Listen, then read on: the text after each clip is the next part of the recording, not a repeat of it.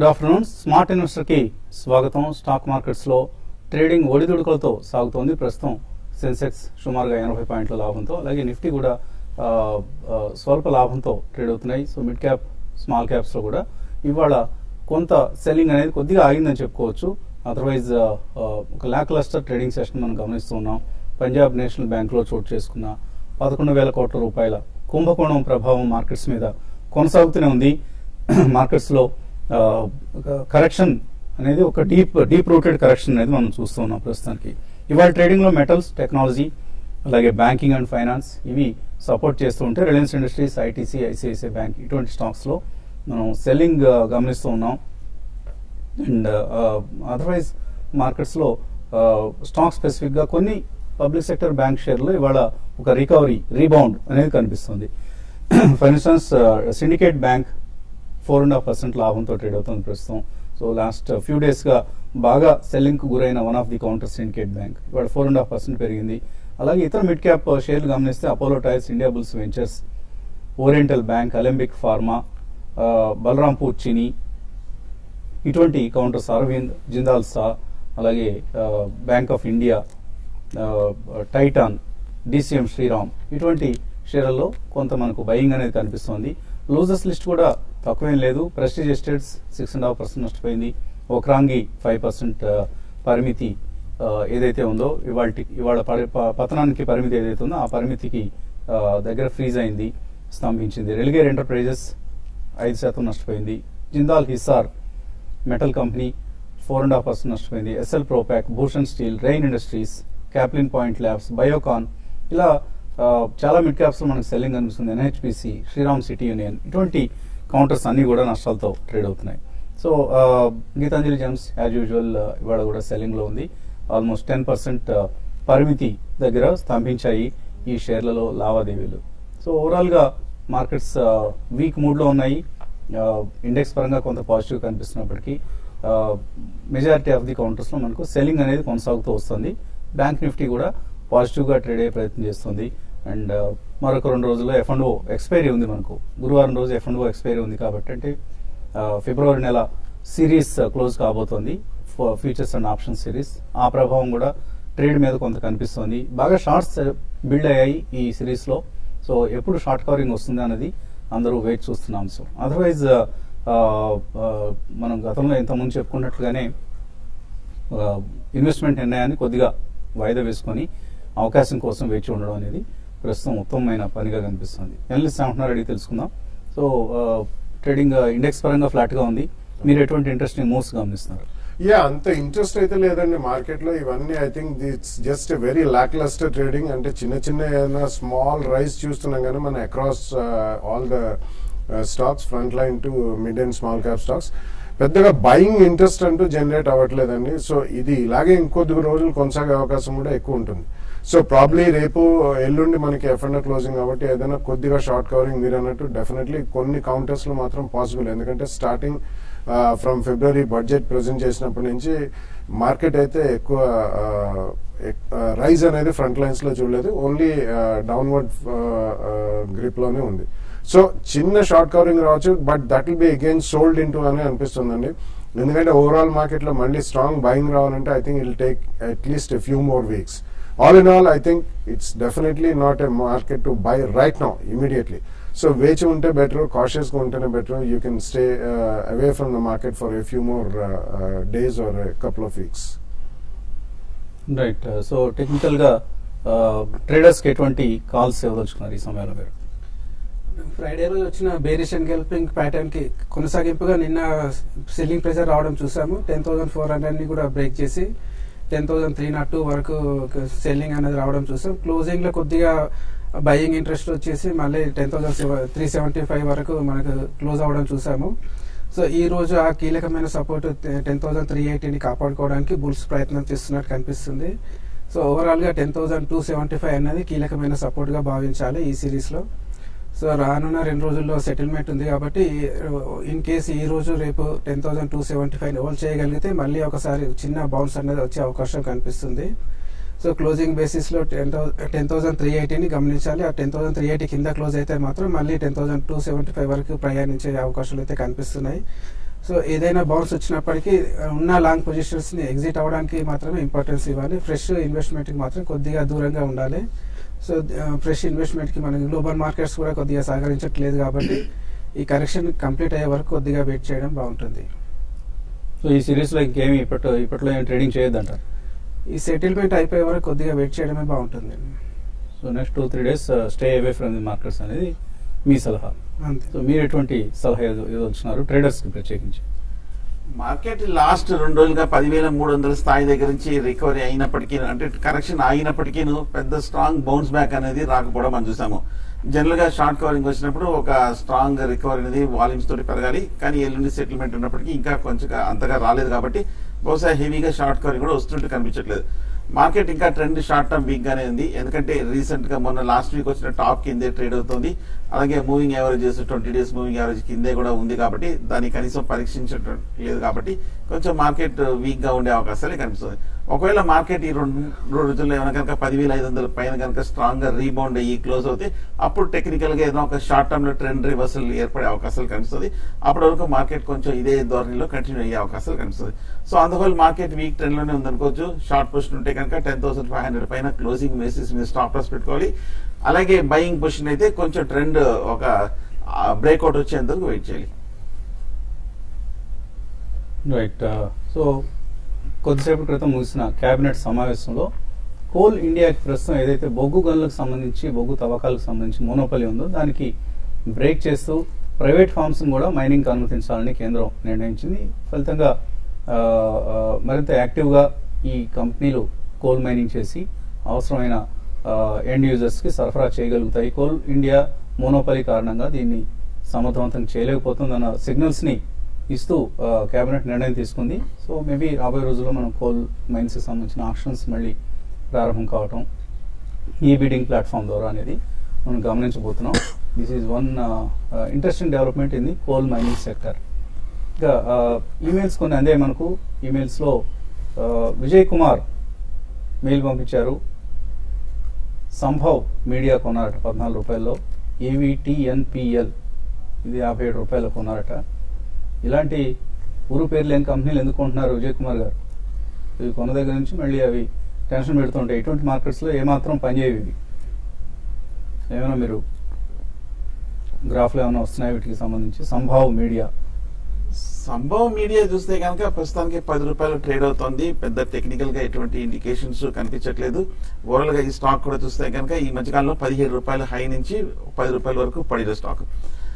ప్రస్తుతానికి అవాయిడ్ చేయడం మంచిది. పెద్ద యాక్టివిటీ కూడా కనిపించట్లేదు. ఫండమెంటల్ కూడా పెద్ద ఏమీ ప్రాఫిట్స్ కూడా కనిపించట్లేదు. సో ప్రస్తుతానికి హోల్డ్ చేసి ర్యాలీలో బౌన్స్ బ్యాక్ లో ఎగ్జిట్ అవ్వండి. ఓకే. తర్వాత కాలర్ లైన్ లో ఉన్నారు. మొదటి కాలర్ కేపీ రెడ్డి అనంతపురం నుంచి. Hello sir. అదేండి కేపీ రెడ్డి గారు. సార్ బంసారి పెట్రోల్ 5,000 బై చేశాను. Bansari petrol DPL long term investment బాగుంటుందా సార్? బంసారి పెట్రోల్ ఏ రేట్లో కొన్నారు మీరు? Sir 149 sir. 149. ఏమైనా ఈ స్టాక్ ఆశాజనకంగా కనిపిస్తుందా? బంసారి పెట్రోల్ అనేది ప్రపంచంలోని కంపెనీ, మనం చాలా కాలం నుంచి గమనిస్తున్నాం. బట్ ఇవన్నీ కూడా ఏంటంటే మధ్యలో చాలా రోజులు అసలు వీటిల్లో అంత ప్రాఫిటబిలిటీ లేకుండా సడన్లీ లాస్ట్ ఇయర్ నుంచి మిడ్ స్మాల్ క్యాప్స్ అన్ని కూడా పార్టిసిపేట్ చేస్తున్నాయని మంచి రైజ్ అనేది వచ్చిందండి.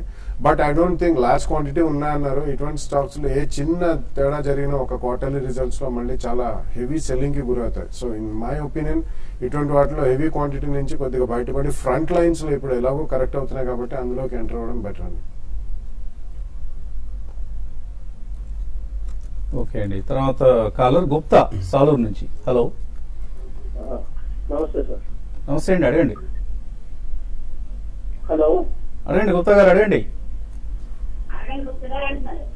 ఈ రేట్ లో డిమార్ట్ ఎస్ బ్యాంక్ 2 years కి పర్చేస్ చేయడానికి మంచిదేనండి. డిమార్ట్ ఎస్ బ్యాంక్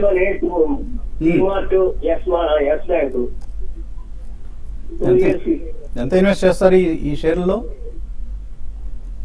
2 సంవత్సరాలకి అండి. 2 సంవత్సరాలు. సరే, ఏదో 5,000 10,000 లేకపోతే పెద్ద మొత్తం ఏమైనా కమిట్ చేయదలుచుకున్నారా? 1,00,000 రూపాయలు 1,00,000 రూపాయల వరకు ఇన్వెస్ట్ చేస్తారు. డిమార్ట్ ఎస్ బ్యాంక్ తీసుకోవచ్చా? ఇక్కడ ఇంకా ఏమైనా ఫాల్ వస్తుందని వెయిట్ చేయొచ్చా? సో డిమార్ట్ ఈ మధ్య కాలంలో మనకు 700 నుంచి దాదాపు 1300 వరకు బౌన్స్ రావడం చూసాము. 1300 దగ్గర రెసిస్టెన్స్ ఉంది దీనికి. సో అక్కడ నుంచి కరెక్షన్ రావడం గమనిస్తున్నాం. సో మీరు లాంగ్ టర్మ్ పాయింట్ ఆఫ్ వ్యూలో అంటున్నారు కాబట్టి కొద్ది కాలం వెయిట్ చేయండి, ఇందులో కరెక్షన్ వస్తుంది. దాదాపు 1100-1000 ఆ రేంజ్ వచ్చినప్పుడు మీరు లాంగ్ టర్మ్ కోసం దీంట్లో బయింగ్కి ట్రై చేయొచ్చు. నెక్స్ట్ ఎస్ బ్యాంక్ అన్నారు. ఎస్ బ్యాంక్ కూడా దాదాపు కరెక్షన్ మోడ్లోనే ఉంది. దీంట్లో కూడా మీరు లాంగ్ టర్మ్ పాయింట్ ఆఫ్ వ్యూలో మాత్రం ఇప్పుడే ఎంటర్ కావద్దు. కరెక్షన్లో మీకు దాదాపు 275 ఆ 270 వచ్చినప్పుడు మీరు ఒకసారి బయింగ్కి ట్రై చేయొచ్చు. సో ప్రజెంట్ లెవెల్లో మాత్రం అవాయిడ్ చేయండి రెండు స్టాక్స్ కూడా. సో రెండు కూడా కొద్ది రోజులు వెయిట్ చేయండి. ఇంకా ఏమైనా మార్కెట్స్ వీక్నెస్లో కొనుక్కోవచ్చు. రెండు కూడా మంచి కంపెనీలు, అందులో ఎటువంటి సందేహం లేదు. Both are doing extremely well in terms of their financial performance. But market price అంటారా మనం కరెక్ట్గా గెస్ చేయడం కష్టం. But there is likelihood of slight weakness. Mohan Hyderabad నుంచి. హలో మోహన్. హలో అడగండి మోహన్. సార్ నమస్తే. నమస్తే, అడగండి. నేను రీసెంట్ గా జీటీఎల్ ఇన్ఫ్రా షేర్స్ పర్చేజ్ చేశానండి. GTL infra the rate of 114. Okay. ఇప్పుడు అది కంప్లీట్ డైలీ కన్సిస్టెంట్ గా 2 రూపీస్ డ్రాప్ అవుతూ వస్తుందండి. ఐ డోంట్ అండర్స్టాండ్ వాట్ అది. అంటే మీరు మార్కెట్స్ కొత్త, గతంలో ఎప్పుడైనా ఇన్వెస్ట్ చేసిన అనుభవం ఉందండి? లేదండి, రీసెంట్ గా నేను ఎంటర్ అయ్యాను. ఇది కాకుండా మోర్ 10 lakhs కూడా పర్చేజ్ చేశాను. అదే ఇప్పుడు మీరు రీసెంట్ గా ఎంటర్ అయ్యారు, మీకు అనుభవ రాహిత్యం అనేది స్పష్టంగా కనిపిస్తుంది ఇటువంటి కంపెనీలను ఎంచుకోవడంలోనే. సో చిన్న కంపెనీలు రేట్లు తక్కువ ఉన్నాయని ఎంటర్ అవుతారు. తర్వాత అవి ఇలాంటి మార్కెట్స్లో కొనే నాదుడు లేకుండా ఇలాగ మీరు చెప్పినట్టుగా రోజు కింద పడిపోతూ వస్తుంటాయి. క్వైట్ కామన్ అండి. చిన్న చిన్న షేర్లను చూసి మీరు అట్రాక్ట్ కావద్దు. మంచి కంపెనీలు, వాల్యూ ఉన్న కంపెనీస్, హై రేట్ అయినా సరే, ఇందాక డీమార్ట్ అడిగారు ఎవరో, సో 1100-1200 రూపాయల దగ్గర కూడా it is an attractive by. అటువంటి కంపెనీస్కి స్ట్రాంగ్ గ్రోత్ స్టోరీ ఉంది. అటువంటి కంపెనీస్కి ఈ జీటీఎల్ ఇన్ఫ్రా లాంటివి మార్కెట్స్ బాగున్నప్పుడు పెరుగుతున్నట్లు కనిపిస్తుంది. హడావుడిగా ఎంటర్ అవుతాము, 10 రూపాయలు ఉంది కదా 20 కాబోతుందని. అది 10 కాస్త ఇప్పుడు 5 అయిపోయింది.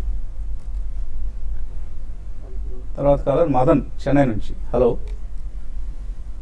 హలో అడగండి మదన్.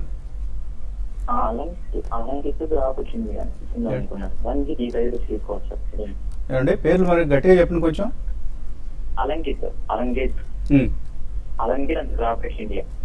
గ్రాఫైట్ ఇండియా రెండు కొన్నారా మీరు?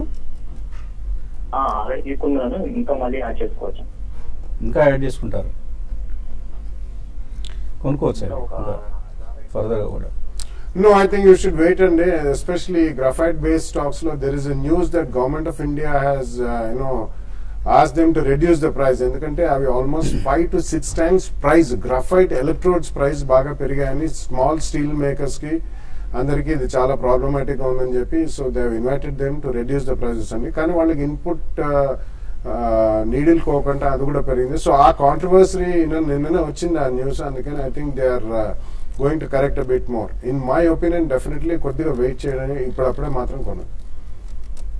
ఈవెన్ అలంకేత్ కూడా అదే పరిస్థితి అండి. మనం పదే పదే చెప్పాము, హై రేట్స్ లో ఎంటర్ అవుతున్నప్పుడు కూడా వద్దు అని వార్న్ చేయడం జరిగింది. సో 84 రూపీస్ వరకు వెళ్ళి ఇప్పుడు మళ్ళీ 48కి పడిపోయింది. ఇంకా తగ్గే అవకాశాలే ఉన్నాయి. ఇటువంటి కంపెనీలకి this is not the right time to invest in companies like Alankit. So stay away from Alankit.